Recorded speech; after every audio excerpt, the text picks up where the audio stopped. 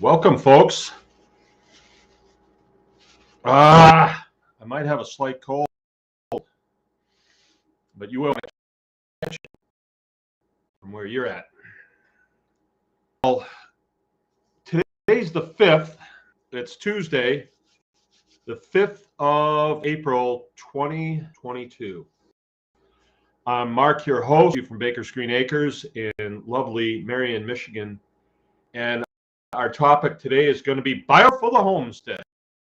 And I was kind of searching around for something to talk about, and then all of a sudden I realized, let's talk about something that I'm about. I love to talk about biochar. I love making biochar.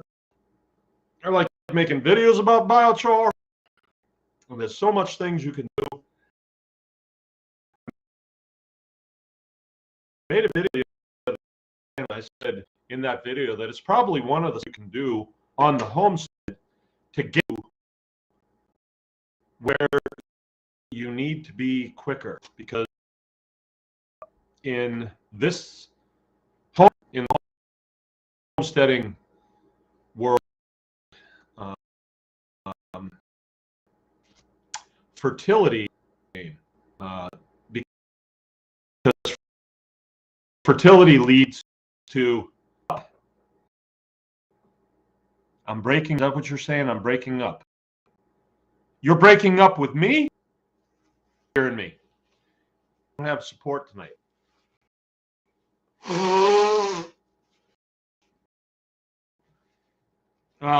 Great. All right.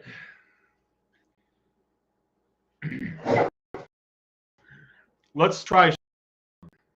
Okay.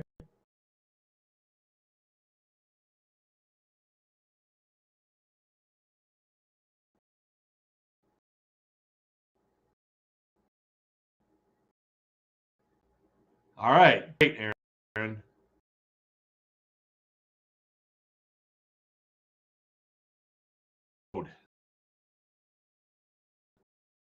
All right. Stand by.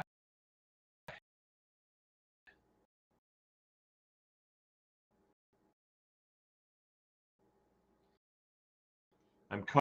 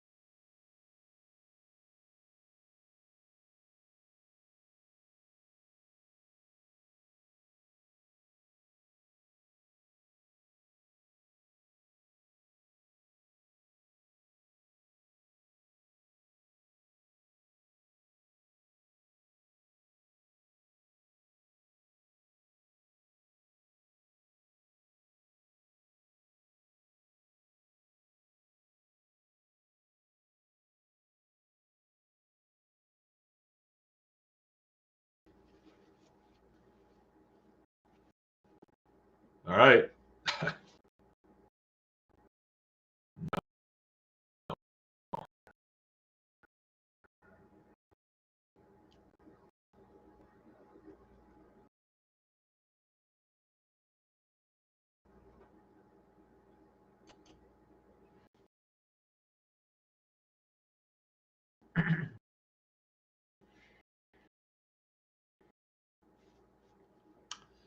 All right, well, let's start again.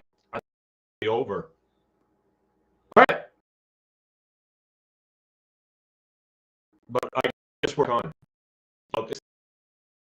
It's about modern technology. Usually the technology that I'm used to, it has a few things, and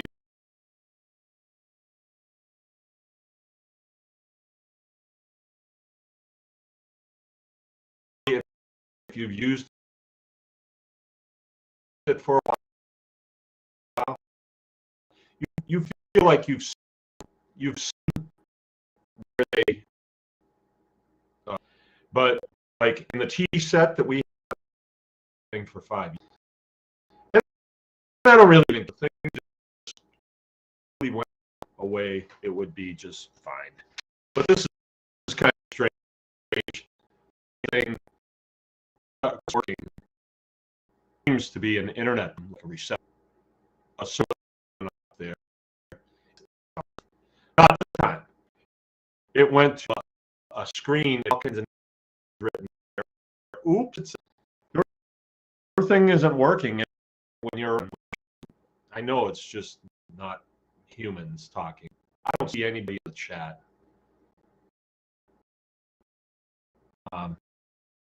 I don't know if I'm really on or not.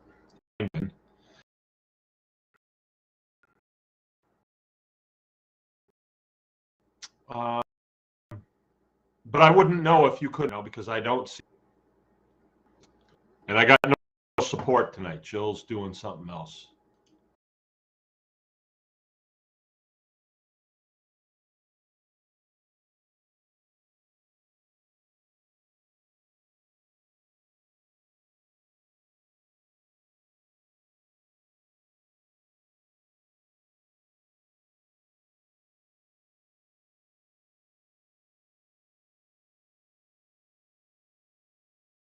This is cool.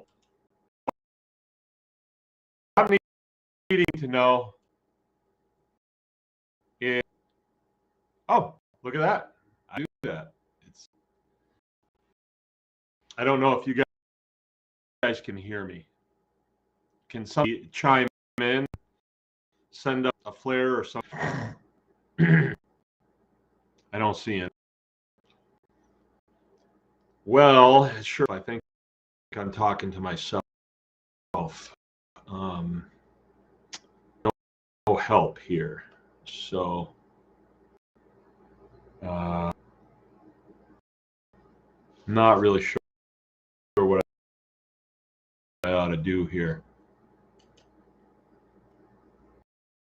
Anybody hear me? Anybody gonna chime in with as soon as I'm saying, I'll just take off because I know what I'm gonna talk.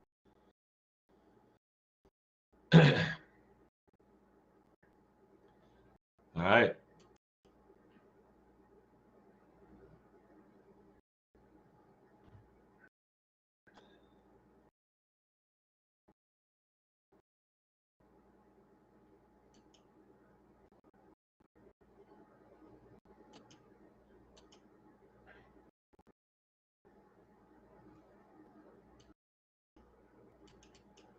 I don't know if it's working.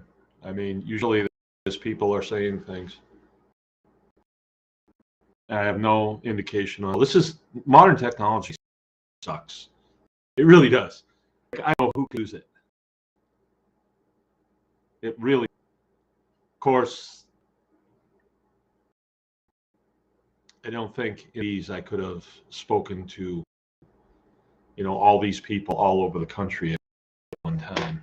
So I guess it's good works, but when it doesn't work, it's just text message from Matthew Angel. I hear you. Do you see me? Do you see me? Send me another. Another message, Matthew. Do you see me?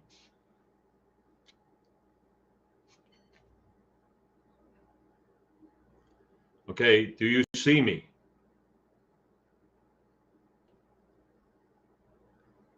All right. I could get myself in a lot of trouble if I say some things that I shouldn't. Let me text him back. Yes, I see you. It was breaking up pretty bad. Now it's getting better.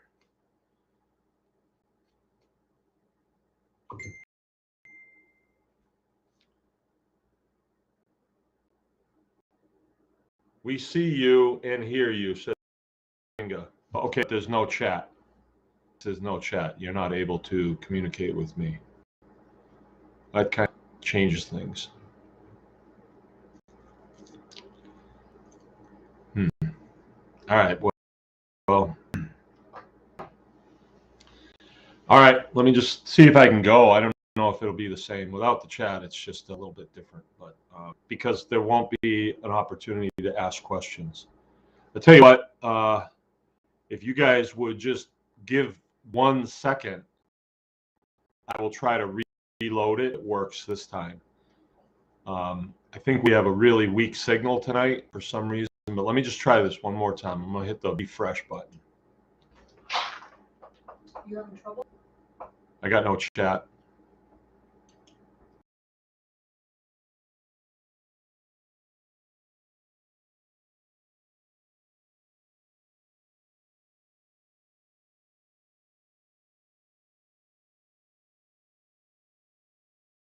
Now it seems to be on. Chat. Okay, I'll go get on. All right. Talk to you.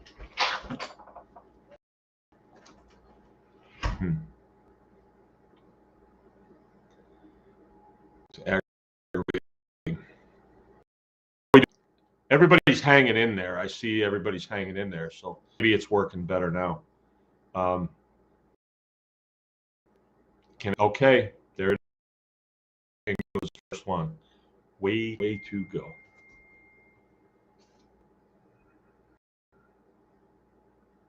Okay.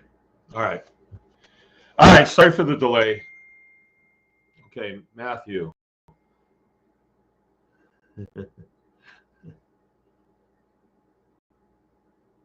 All right. Matthew's one of our guys that are out in California, and he just told me that he had butchered. He says, I butchered 6 T-bones the other night from our beef, or I barbecued from our beef yesterday. I went to the store. I was just curious. The price was $25.99 a pound. 1 T-bone was $32. All right, so you made out.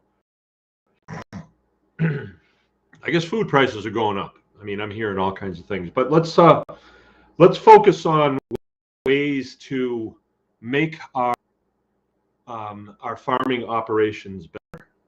All right, Nancy's with us.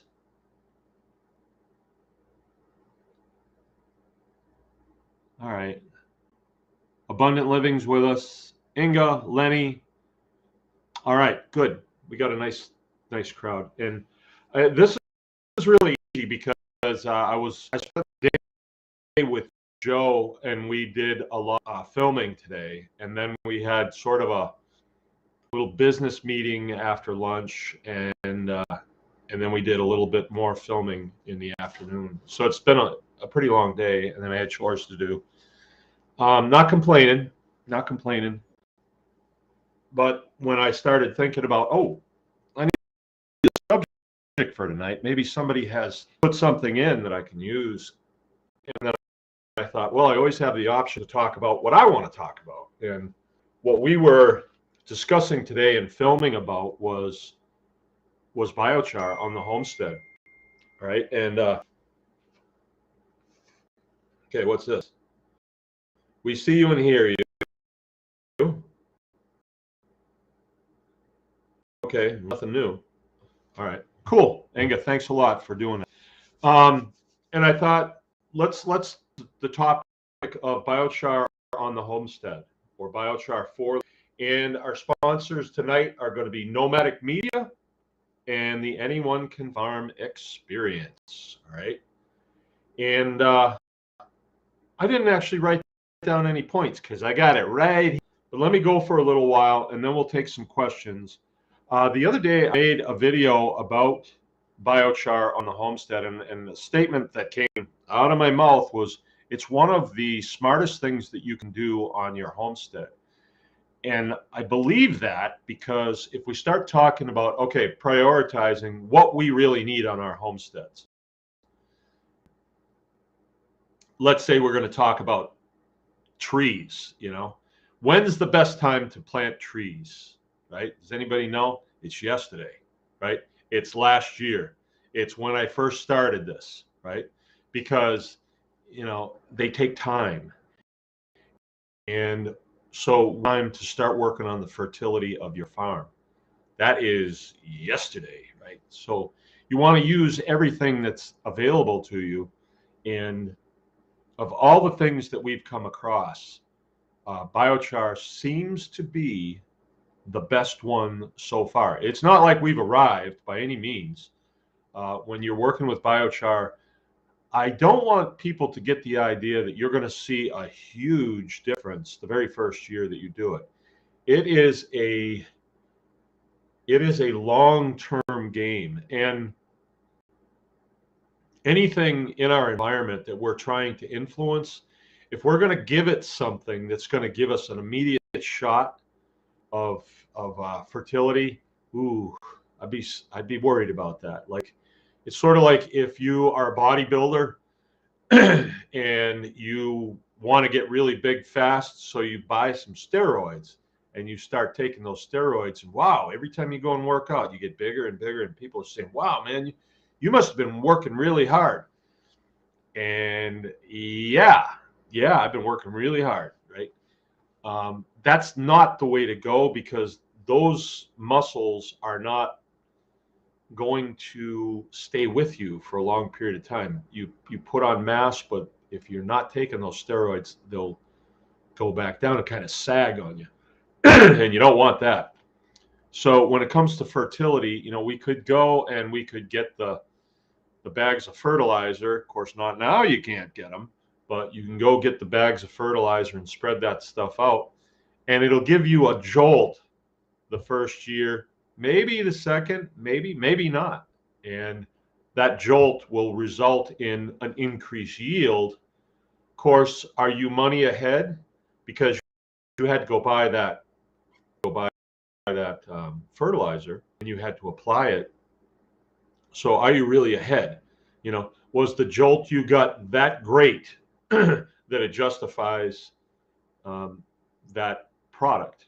Or would you be better off with a long-term, slow-released, natural, per the design of this existence that we live in? Would you be better off with that? Like, if you stop using fertilizer, your jolt, it drops right off. It drops right off. And not only that, fertilizer can be very detrimental to what? Soil, right? And there's a big difference between dirt and soil. Dirt and soil. Dirt is just this brown stuff that's laying on the floor. You sweep it up and you throw it out. You know, it's not real great stuff. It's brown. But soil, if you are working in soil, and let's say you get some under your fingernail and you pull that out and you look at it under the microscope, wow, there's a lot of little creatures in there, a lot of microbiological life. The dirt that's on the floor could be too, but you know what I'm saying? Dirt that is dead is just dirt, and it doesn't have a lot of life in it. When we create biochar, if we understand what we're doing, we're providing a couple things, but I think the big one is protection for the microbiological life. So when we introduce that biochar into the environment, into the soil, into the dirt, then we will change it into soil. Or If it is already soil, we will bolster the soil. So here's how it works. I've got an interesting example of here. This is a rib bone, right? It's a rib bone. I feel like I'm coming down with a cold here. To a beef cow, right? And this is one of the ones that we slaughtered this year. And the dogs had at it, and everybody took off of it what they wanted. And this one was just kicking around on the lawn, and I was walking over to do biochar, and I threw this in. Excuse me just a sec. Gotta love a good sneeze.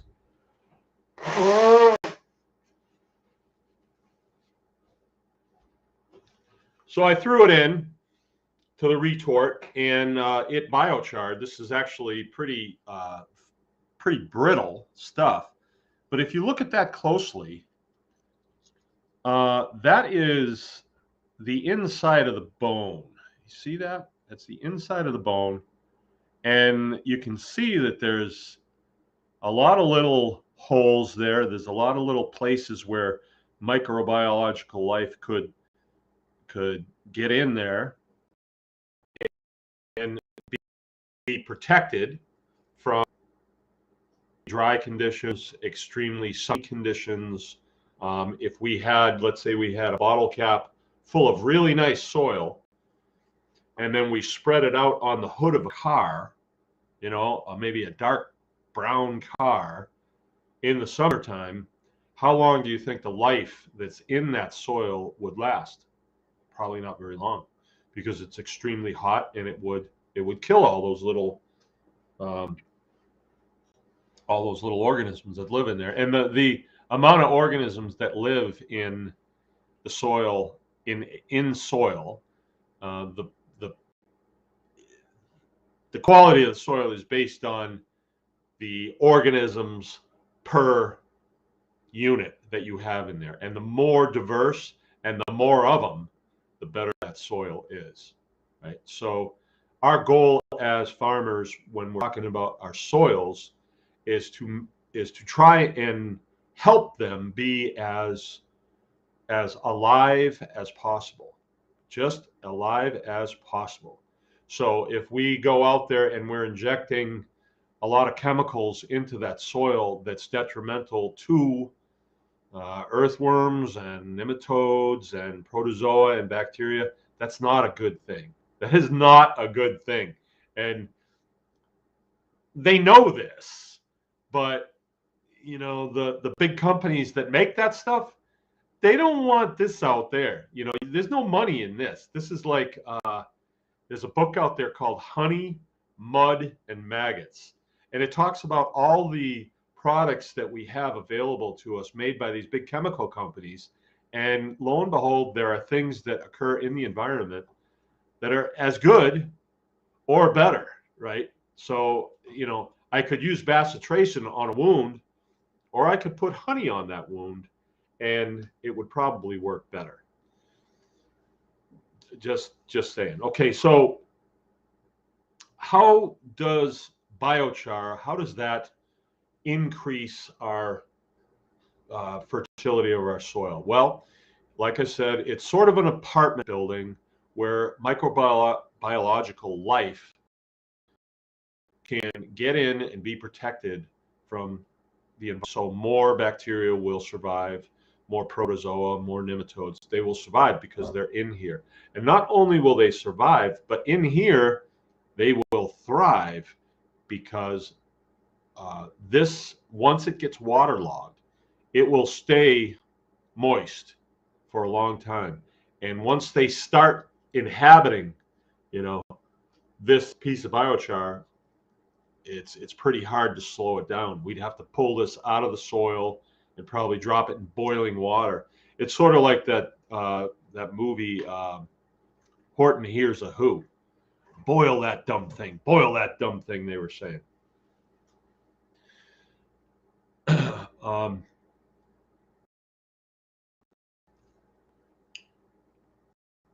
We put this in the soil in the shape that this is in right now. I can tell you, I'm not going to do it because this is such a neat piece.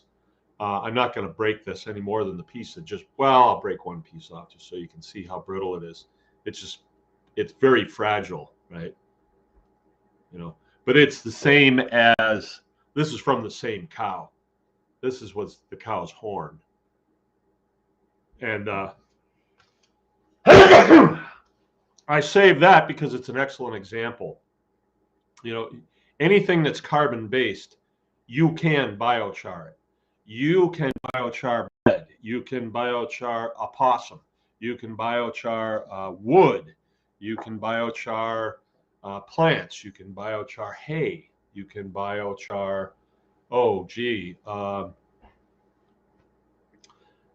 skulls. You know, you wind up with a lot of skulls, especially here because we have a butcher shop. We're generating a lot of those things. We let the chickens have at it for a while, and they pick all the meat off, and then maybe the cows, maybe the dogs have at it, and they'll chew in as far as they can to get what they can. But then the things just wind up laying around. Nobody's interested in it anymore. And we take them out, and we pile them up, and we will make char out of the bones. And it's actually some of the best char there is because of the density of the material. Excuse me, just.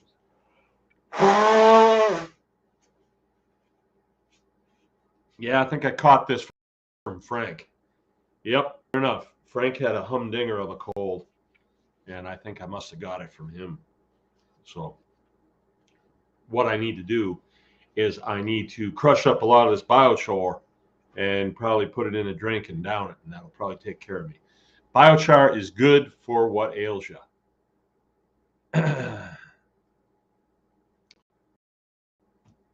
All right. I'm going to take questions kind of towards the end, but I want to make this point. So it is one of the smartest things that you can do on your homestead, and not only for your soil, but for your animals as well. And let me kind of go through this a little bit. Before I would put this in the soil, I would want to load it. All these little apartments that are in here, I'd want to load it with microbiological life. And there's several ways that you can do this. You could just take this, crush it up, and put it in compost, and it would work. Okay, I got another notification. Let's see. We see you, we hear you. Mark, do you guys use MMMs, or like Trump said, drink some bleach? Yeah. I would stack the deck on this if I was going to intern this, I would probably crush this up and I would inoculate it with something that is real heavy in bio-life, microbiolife, real heavy. So how can you do that? Well, what we do is we will take really nice compost, finished compost, and it's not really that important that it's finished. We just want something that's got a lot of bacteria in it. So we could even use manure. We could use rabbit manure. We could use, the microbiological life in rabbit manure is going to be very different than the life that's in cow manure. It's just going to be different. It's not the same type of bacteria. So we should probably take a little bit of rabbit manure, a little bit of chicken manure, a little bit of cow manure. Let's get some pig manure in there. We might even get some of our manure in there. A lot of bacteria in our manure, very diversified, right? Especially if we eat a that we're not used to eating that. It's going to be very, very different. You travel out of state, come back, first thing you want to do is, poop in a bucket and keep that. This is different, right? I mean, seriously, sounds a little gross, but if I was giving a lecture like this to a bunch of university people, they'd say, you got to be careful with that because there's pathogens in there. Like, what? Explain pathogens to me. and they don't really have a good, it's just, they're dangerous. They'll kill you, like raw milk, they will kill you, right? So it's just their fear techniques, right? But what we really want in our soils is a diverse bacterial base. We don't need fertilizer in our soils. We can do it better with just what we have. But the university students are not taught that. They are taught to do the bidding of, big chemical, right? Big chemical, big pharmaceutical, big chemical, big this, big that, big food, big church. They do the bidding. So these natural things are off the table for them because there's no money in this. There is for a little guy like me if I make biochar and I sell it by the pound, but for a big chemical company to do it, no, because the chemicals that they're creating, the Roundups and all that stuff, and the fertilizers too, they're made out of really very inexpensive materials, but then they mix them, they hang on to them, they have processes, they put them in nifty bags, and they work really good, but they're very short term. They're designed not to be long term because chemical companies want you coming back year after year after year. As a matter of fact, they want you certified to apply them so they know who you are, they know to be sending you circulars in the mail to make sure that you're coming back this year, right? You better. So anyway, biochar, we're going to inoculate it, right? So we take all these different manures. It doesn't have to be just manures. We can use soil from the forest. We could use soil from a fence row. We can use soil from our neighbor's house. We can go to where the county dumps all their leaves that they pick up. We go in there and we dig some of that out. That'll be like leaf mold. That'd be really cool stuff. Put it all together, make a bag out of it, like a tea bag, and then put it in a jar. Put it in the sun, let it sit there for a while, maybe put 2 bags in there. And you get this bacterial soup going, and then that life starts to flourish in there. You look at it under a microscope and you say, oh, I can count 7 of them now. Wait till tomorrow, there's 27 of them. And wait till the day after and there's 270 of them. It will increase really quickly. Oh, then throw a little molasses in there or some honey, and then you're feeding these little guys, and then they just explode, right? And I believe it gets to a point, and then it kind of goes the other way. It's sort of like pond water. It really explodes with life. And then if you take that tea that you've made, somewhat tea or inoculant, you crush up your biochar, and then you put that on there, like let's say you put it in a sprayer and you spray it on. You've just loaded that biochar with all kinds of microbiological life. And then if you can get that interned into your soil, you're going to have an explosion of bacteria, of micro life. That's what you want. And you can do this over and over and over. It's sort of like building your gut biome. You can over and over and over. Then something can happen to you and you're forced to take a whole bunch of antibiotics and you kill off your gut biome. Well, you have to build it back up, right? Your soil can go through the same cycle. Let's say that you have them completely bare in the summertime and you have too much traffic on there and it gets really dry. You can kill off a lot of the life in your soil. Or if it's really muddy, you can also kill it off. You really want a nice balance.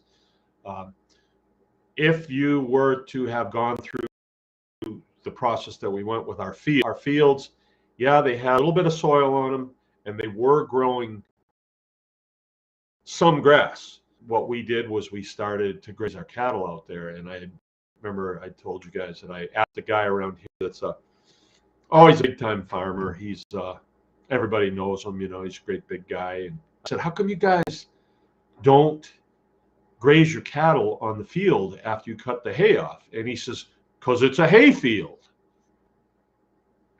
And at the time he said that, I thought, well, this guy knows everything there is to know. Maybe I should take a lesson from him. But as time went by, I thought, yeah, but don't you get a kick every time one of the cows manures out there? Don't you have a spot, like an oasis, that's created and life propagates from there? Isn't that true that you have that? Well, he wasn't concerned about that, because one of the duties that he does is he loads up huge tankers and takes them out on fields and sprays them. And, you know, if you ask him about it, he'd say, well, that does the same thing. It does the same thing. Yeah, okay. I don't know. I don't think it does, because if it did, well, how come we still have to put fertilizer on the fields then if it works so good? You know, I wouldn't want to spray that stuff on my fields because my cows are eating it, and I'm eating my cows and drinking their milk. So whatever's in that liquid manure, I don't want it around here. It doesn't smell good. And actually, cow manure doesn't smell bad. It smells a bit sweet, and it's a little, you know, it's a little, it's a little musky, but it's not bad. It's not bad. But when you have the pits that they put it in, and then they put water in it, and they put some things in it, that stuff smells horrid, right? Horrid. You can tell a lot about products by your senses. And we have to learn this. I mean, we really have to learn this. We are told as Americans, well, don't pay any attention to what you see, what you're taking in through your eyes. Pay no attention to the man behind the curtain, he says. Listen to what the great and powerful Oz says, right? I don't know if that's a good idea. We really have to rely on this magnificent body that was given to us to provide us with the sensation of good and evil. You know, you watch a movie on TV, and most of us, you know, we want to be the hero and we want to be the good guy. I suppose there's people, you know, in our government that really don't want to do that. They're a bad guy, but likewise, when we sit down at a table full of food, and this up, and we take a little whiff. If it smells like, pay no attention to how that smells. Go ahead and eat it anyway. Nah, I don't think so. If it smells like, if something, you know, a glass of raw milk, well, Mark says it's safe. Pew, that stinks. Don't. That's why you have this above this. If it smells bad, don't drink. You know, if you do, on you. So, let's see, where are we at? I got to blow it. I'm really sorry about this. It's probably good bacteria in there that I can biochar. Maybe I should be saving these and add them to my biochar.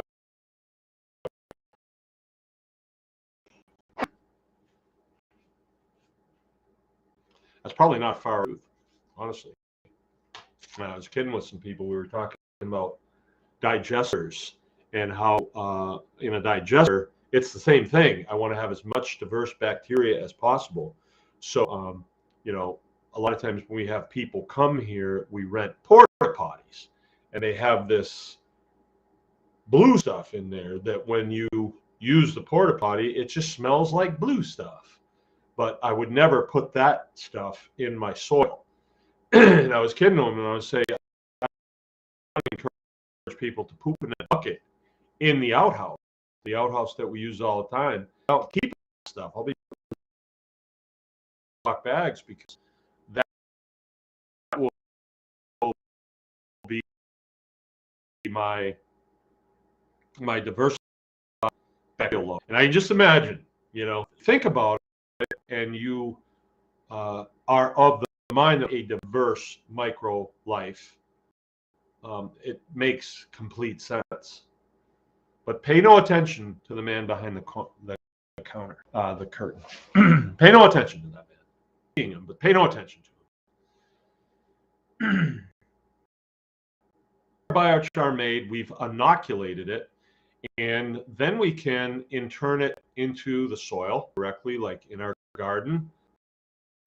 Today in the video that we made, we showed putting it in a compost pile and then turning the pile. We're going to let it sit there and let the pile kind of warm up a little bit, and then we'll put all of that inoculated compost, inoculated biochar in compost. We will put that in a spreader, and we'll spread that throughout the complex. I mean, I am a firm believer in total fertility. I mean, I wouldn't want to have, I mean, unless we lived in the desert, I probably would not be as likely to attempt this. I might. But we work on the of our garden because we're growing vegetables in there. We work on the fertility of our growth as we're growing stuff in there for the pigs, on ours to be nice and healthy. The fertility of our hay fields, because that's where we cut our hay off, that our cows on, and in the summertime they're grazing off those grass fields, right? So of course we want those areas to be fertile, but what about like the lawns around the house? Well, lawns, you're an organic grower. How come you lawn? That's people don't do that, you know. It's like, you don't shave your armpits and don't mow your lawn, you know, don't do that.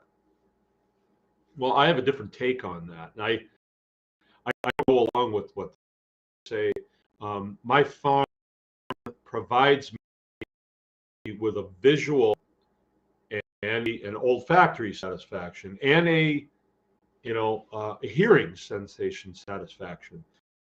So when I look around my environment, I like things to look good and organized, and makes me feel like I'm doing my job. I'm not so anal about it that I can't be happy when there's something wrong that I can't get to right now. You know, I just say, okay, well, we'll put it on. The area that is uptight looks good, and that's going to have to be for now because I have priorities. You can't just be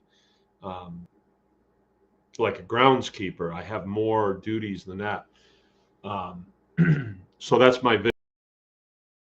The old factory. We really have no place. We have no place on the farm that stinks, right? We don't. You can sit any place on this farm and it's good. Probably it would be some sort of it would be a compound that we have that we're composting feathers in. Once you'll dress it and you'll get a bit of a whiff really close to it. Or when I'm turning that compost, yeah, it's not like it doesn't smell, but it doesn't smell bad either. It's just bad. Sunday night, my lovely wife was collecting eggs, and Claire, our female Great Pyrenees, chased a skunk into the thought it was a cat. I think the light was low, and she got sprayed. Boop! Didn't hit skin. It was just a little low, right across her midsection. And I was over here doing something. I had the load. I was doing something. Jim was doing something for a biochar burn, and I was turning compost. I was doing this this year. It's got the ice out of it, you know. I'm doing that, watching her walk around, and she's acting kind of weird. Like she's got kind of a grin on her face, and she's going over to Jim and getting close to him and helping him split wood. And then I kind of back away from her, like, whoa. And then she comes over and she jumps up on, she's got this really dopey look on her face. Like, huh? And then it hits me. My eyes start watering. If you ever get sprayed by a skunk like that, it is a completely different smell than when you drive past one dead on the road. The ones on the road actually sometimes can smell kind of good in a way, but this is way, way different. So she, I guess, came to the house. I view this, but took everything off and hung it out there, threw it out the door, and then made her way into the shower and shower off. And by the time I came in the house smelled a bit, but it was sort of a nice smell, a nice skunk smell. If there is such thing, I've been on the farm too long. And by the time I got in bed next to her, she was a little musky, but it's okay. It was okay. Had good dreams. Speaking of rotten smells. Okay, so we can turn it right into our soils, and it is a long-term fix. I mean, you're if you want to see an immediate result, pull a soil sample and get it under the microscope. Then you'll see the result. As far as an overnight result, you might not notice it. You might not notice your soil darkening up. You might not notice the changes that are going to happen in that soil because they're going to be gradual, but they're going sort of like the tortoise and the hare type thing. They're going to be long-term and very solid changes. And they are changes you can add to, right? So if you've got this intense amount of microbiology soil, if you were to add to it organic material, let's say you added some compost to it, that soil could process that. Let's say you added peat moss to it, the soil could process it. Let's say you added lime to it, even the soil could process, digest it. And when you think about your soil and digestion, think of a compost pile, for instance. You've got a compost pile that you just barely got it started. You break it open, you see just a little wisp of steam come out of it. You stick your hand in there, and oh yeah, not much, but it's started. I can feel it started. Okay, let's cover it back up and let's give it a few days. Let's give it maybe a week. If you didn't do that and you said, oh, okay, I got a little bit of steam here, I'm just going to dump a truckload of chips on it. Well, I don't think that would be a good idea because it's not going yet. It's not going to be able to handle that yet. So you would want to wait. And it's like that with your soils. If you've got a lot of micro action going in there and then you hit them with a lot of organic material that they can handle, yeah, they can handle it and they're going to process that and it's not going to be a stinky mess. It won't be a stinky mess. When they spray the liquid manure on fields, I've got a really great field next door, Lone Star's place. Really nice grass. Bad for a week. I mean, bad. You cannot walk in there. And it gets super out of balance too, because then you'll have these little flies over there that we don't have over here. Whoa. Yep, I got a cold going, without a doubt. I can feel it. So let's talk about the next way that you can turn that into the soil and even get a bigger bang out of it, okay? We showed this in the video that we made today, and it came out really good. We went out there and biochar in with the pigs, with our mangalitas. There was 3 of them right there. I threw a couple handfuls like clockwork. They go and you can hear them crunching it. Crunch, crunch, crunch, crunch. And it's really a neat sound. And you know that that biochar is going into them. It's going to going to travel through their digestive system, and it's going to be inoculated with their bacterium and their micro life. Now, once they manure it out, the micro life that is in them is protected because of the biochar. And you can test this. If you were to come here and you went out into the field on a warm day, maybe a sunny warm day, and you look around, okay, well, there is a pig turd, and you go over to it, and you know it's a dry one, it's real dry, and you pick it up, it's bone dry. For some reason, the way that they sit on top of the soil, especially if it's open soil, you know, it's not, there's no foliage, no grasses, there's no, because pigs do that. They take all the grasses and all the weeds and anything that we've planted for them. And there is a way around that. If that turd sits out there in this full sun, when you break it open, you will notice it's dead, right? Just like a piece of biochar. If I were to break this out of the retort, it's completely inert. There is no life in this. I have not this, right? And that pig turd would be the same. But once we've started feeding biochar, which we have now, and you go out there, that's a biochar turd right there because it's dark, really dark. And you pick it up, crunch, but it'd be a slow crunch.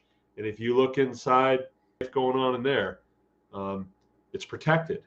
And if that can sit on the top of the soil until it gets a little bit of rain, okay, then the life that's in there can migrate out into the soil, and we're propagating bacteria, we're propagating protozoa, the whole 9 yards. The whole 9 yards.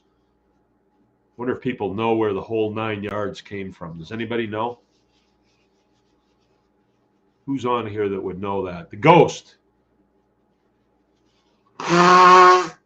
would probably know that. The whole 9 yards. Okay. Now, okay, if a couple kinds of biochar, there's a couple grades of biochar that you need to know about. And this is pretty important. There is raw biochar. Raw biochar is biochar that just came out of the retort, bone dry. It is inert. There is no life in it. It is like an empty apartment building. Like an apartment building, they're getting ready to demolish. There's nobody living in it. They got rid of it. Now they're just going to demolish it, across the ground, and get it out of there. That is raw biochar. Raw biochar, you really, there's reason. I mean, there is a debate out there about using raw biochar to turn to your soil, using raw biochar to feed to your animals. There is debate about that. And I just say there is no reason for that debate. The people who are against that say that, well, because this is devoid of, if my animals eat the bacteria, the life that's in their gut is going to be drawn into this because it's carbon to take away from their gut body. Okay, that makes sense. That makes a lot of sense. Same thing as this into the soil raw.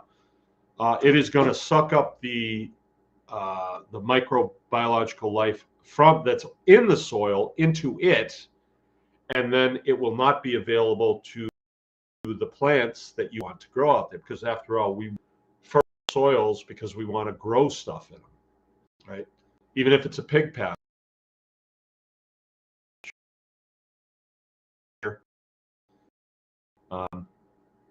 You might be, people don't know me very well.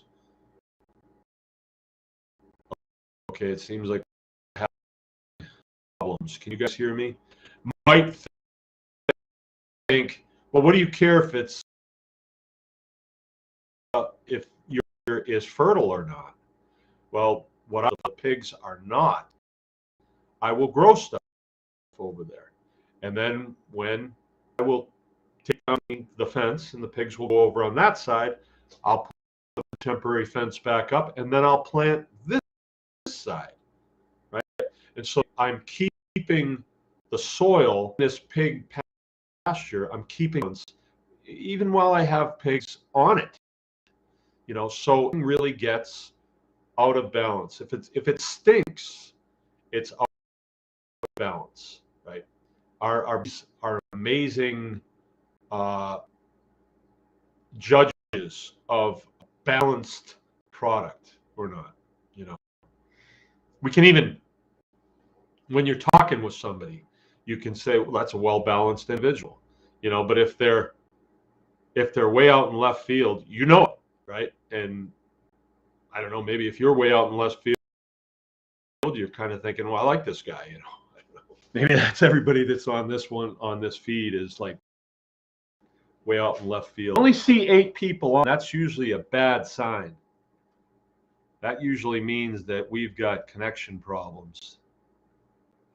Can you guys hear me? Okay, well, I'm going to continue. I'd like to see a little input here to see if you guys can hear me. Okay, so do we want to feed raw biochar to our animals? Well, I suppose it's better. Okay, I'm on. You can hear me. Oh, we only got 9 people. I thought this is a really good subject, biochar, about biochar.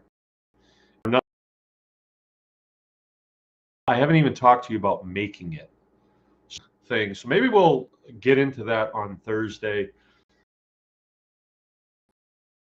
And I can have my drawing pad right here. And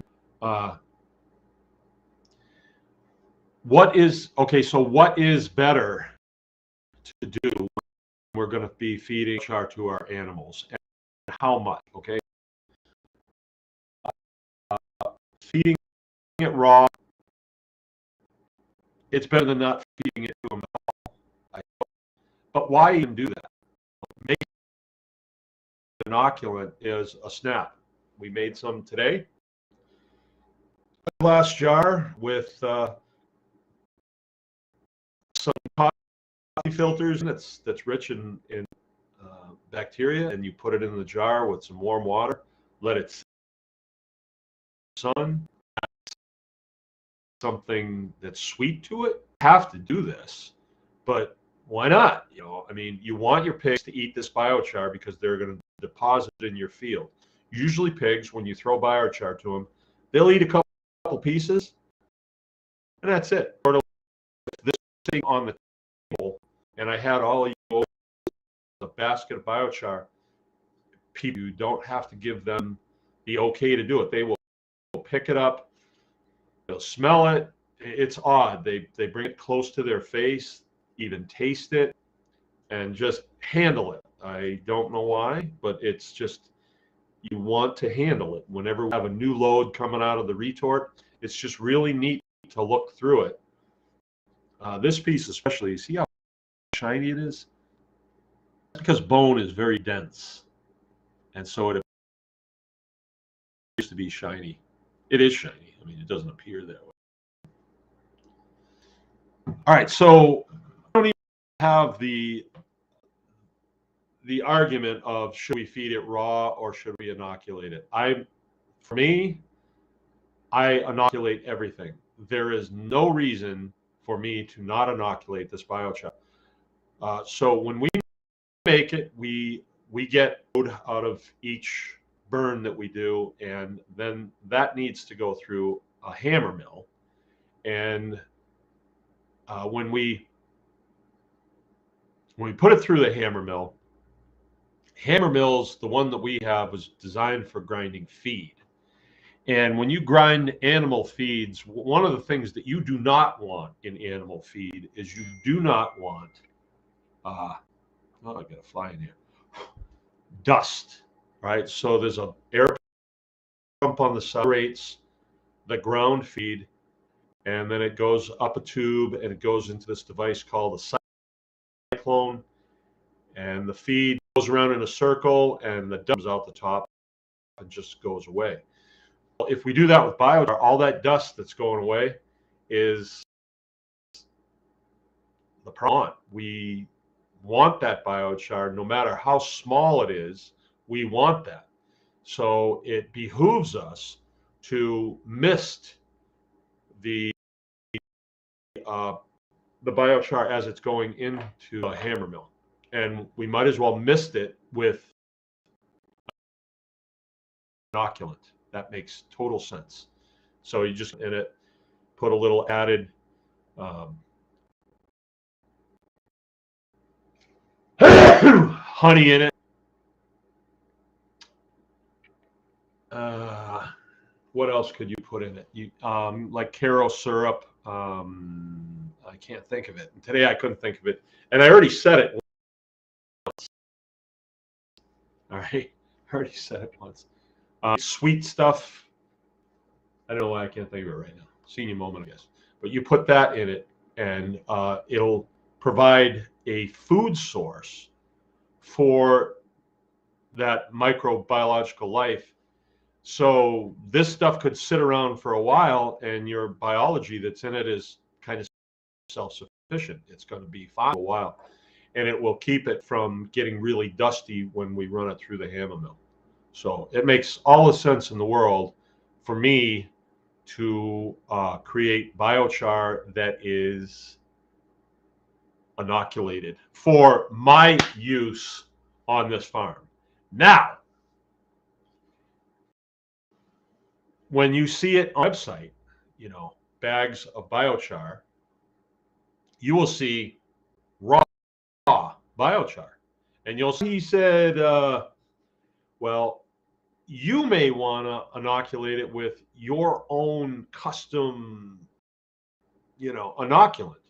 You may not want inoculant, although you might, you know, because let's say you're in British Columbia, we have bacteria here that you might not have there, or in a dose here, or you know, you can have a bacteria that is really virulent here, but in British Columbia, it doesn't, you know, and you might have stuff there that does really well, but over here we don't have that.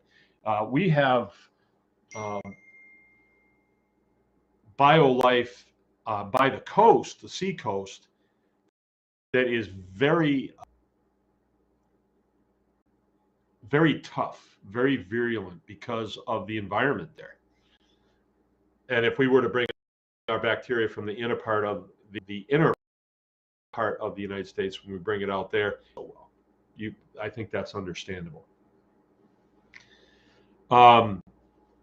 So we will sell biochar inoculated or raw.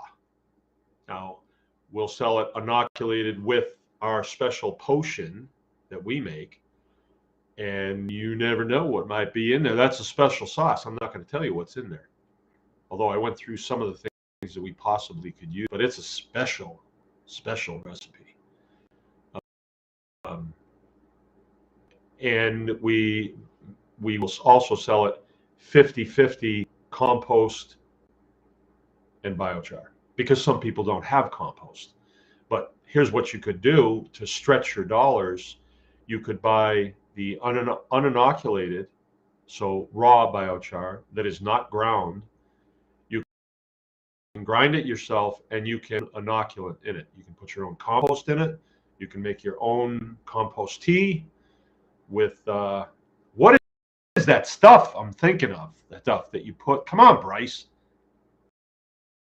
What is that stuff? Molasses is really, and it is a great, it's a great feed for your bio life. Okay, and also, let's say make your inoculant really heavy with molasses. It's really cheap, and then you, this thing's going crazy. What's this all about? All right. Matthew, I'm going to talk about our burner on Thursday. I'm going to show you how it's made on Thursday. I'll have the drawing and you.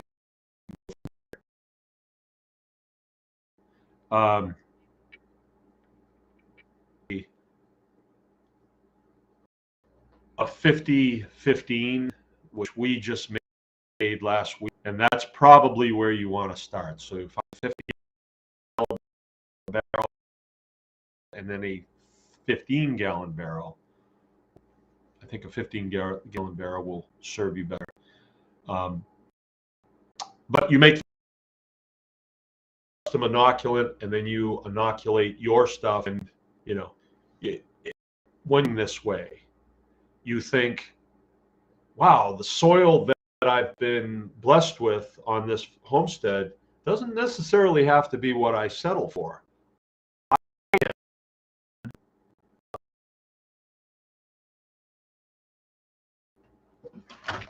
I can tweak it and make, looking at one of them right now, you buy a piece of equipment and you're thinking, I can soup this up.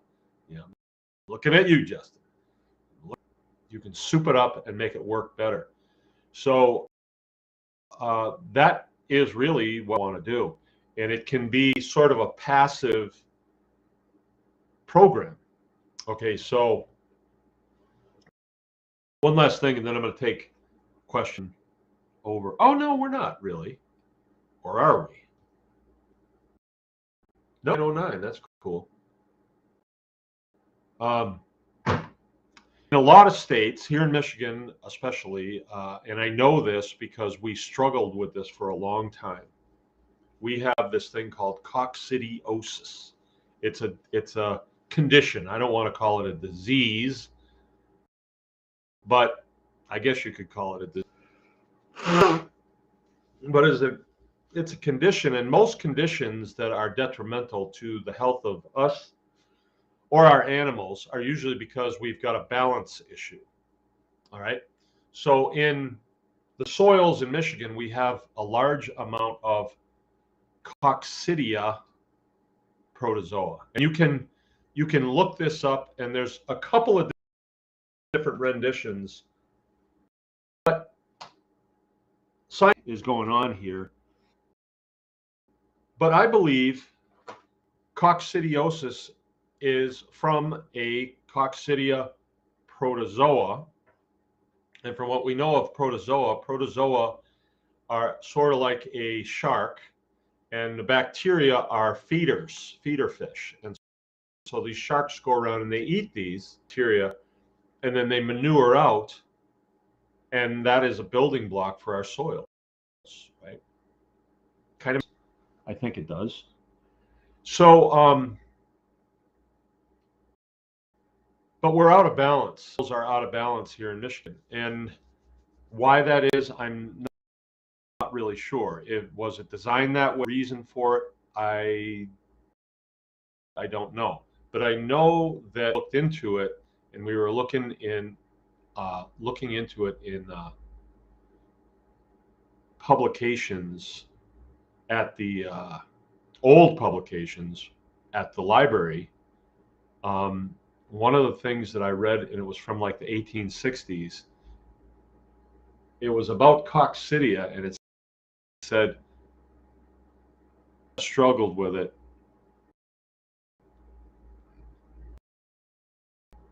but just had a big vehicle in the yard. Thinking, what could that be? Maybe it went down the road. So I know it's been around for a long time, and hold on just a sec. I got to find out what that is.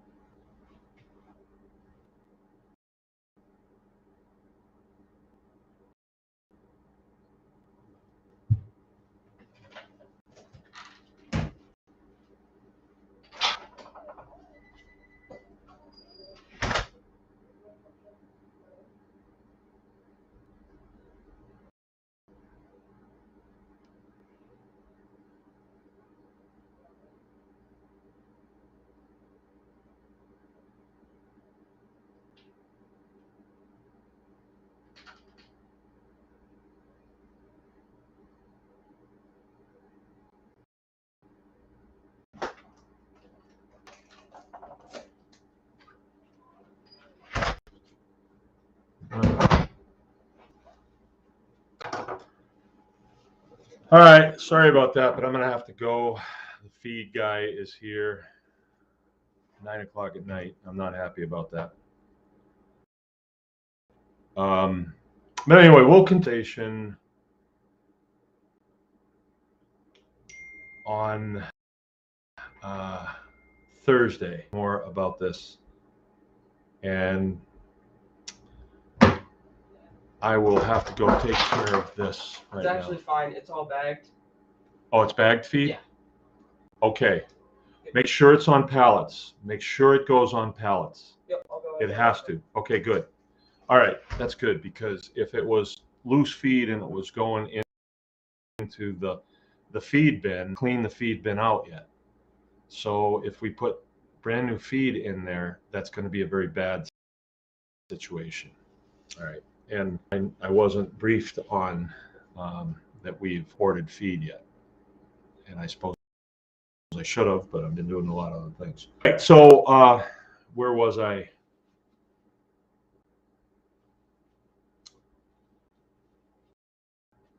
I guess I was saying that you might see it on our website in the store there, because we've decided we're going to do it again. We stopped doing it for a long time. Just didn't have the will to do it for other people. But now I've got a kid, one of my kids, Jim, is interested in doing it, so we're going to do it. But let's do this. I'll go through here, see what you guys are saying.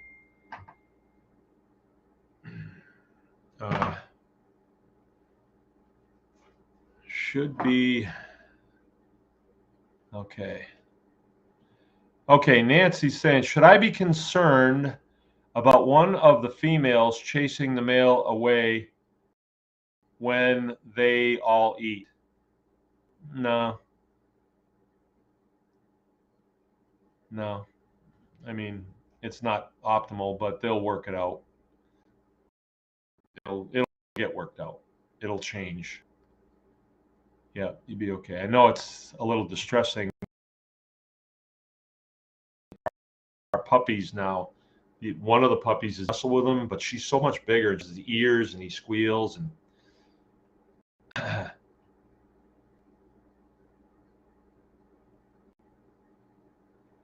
oh, the ghost is saying, so glad we have no skunks on Vancouver Island. The lower mainland just reeks every late summer. Then the skunks nightly here. Killed one a few days ago, but it crawled off before dying, and today there was a terrible smell coming from the brush. The one that got Jill the other night, he was still in there when I went down there, and I shot a pistol.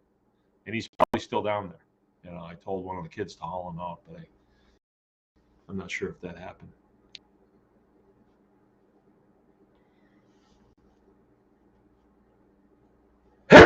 Whoa.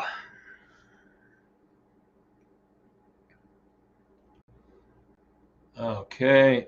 Worst part of, okay. Ooh, worst part of it. Ductwork needs fixing before the heat gets here, but everyone is sold out. Flex duct for insulation. Bryce is with us. I imagine it's to gauge the elemental makeup of the starting product you make the char, like using more bones if you need higher calcium. The nature of biochar is there's nothing there except carbon. That's the nature of it. Now, that's because we make it in a deprived environment, so there won't be calcium there. Just like wood, kinds of things in wood, the distillates in wood, they all cook right out. So all you have is whole 9 yards refer to how much fabric it takes to make a Scottish kilt. I don't think that's true. No, wrong. I'm wrong. Onward Acres Farm. All right. No, actually, fighter aircraft.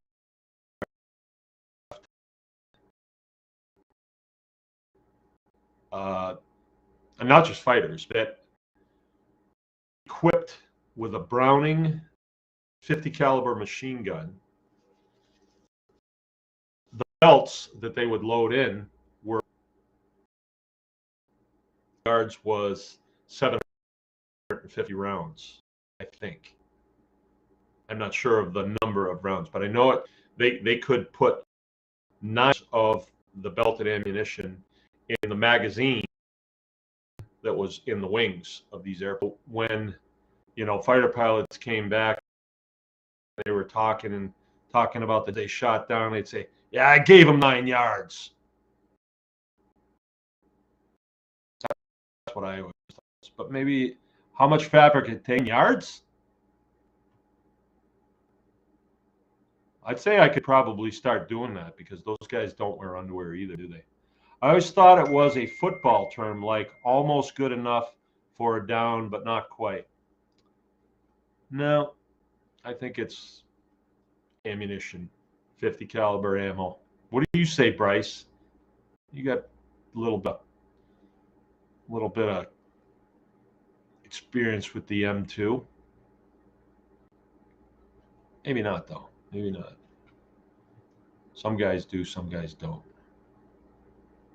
All right, that's it for tonight. I'm going to get off here and go supervise this feed operation.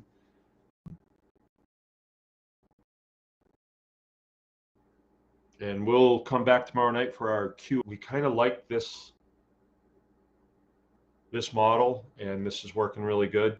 But we'll see. If we come back with Q&A tomorrow, we'll just do that. And then on Thursday, we'll go through the construction of a retort, and we'll go through some of the terminology, the difference between a retort and a gasifier and all that stuff. Should be fun. Okay, I will see you guys. Sayonara.